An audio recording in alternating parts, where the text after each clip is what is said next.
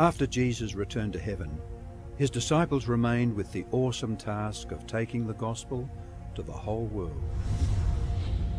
Filled with the Holy Spirit, these men and women proclaimed the message they had received with boldness and power, reaching out to all corners of the then known world. But it was not without great opposition, first from the Jews, then from the Roman state.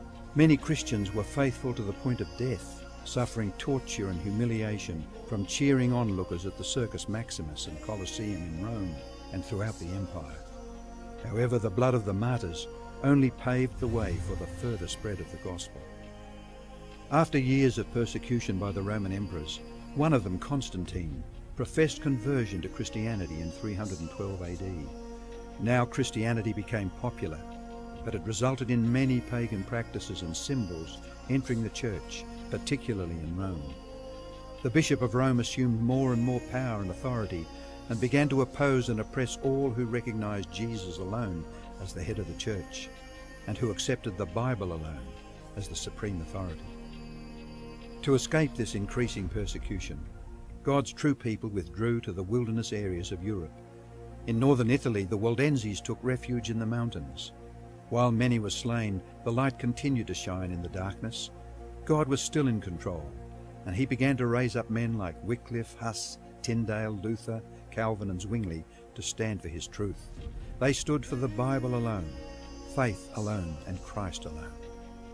In 1798, in fulfillment of Bible prophecy in the book of Daniel, the religious and political supremacy of the Roman Church was temporarily reduced when General Berthier removed Pope Pius VI from his throne.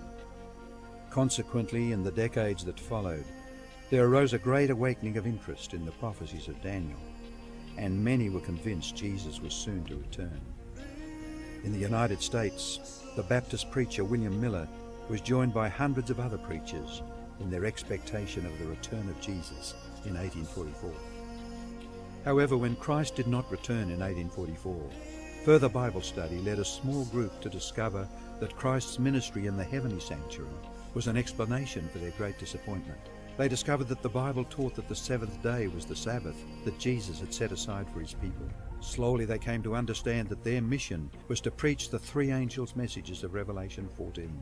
Their goal as Seventh-day Adventists was to preach with power the everlasting gospel and to prepare the world for Christ's return. More than 160 years have now passed, years that have brought 2 world wars, numerous military campaigns, financial depression, the rise of atheism and secularism, as well as a booming world population, with natural disasters increasing in frequency and intensity. Today, the Church's mission and message is more relevant and urgent than ever in its history. Jesus is coming soon, and the world must be warned. Prepare to meet your God.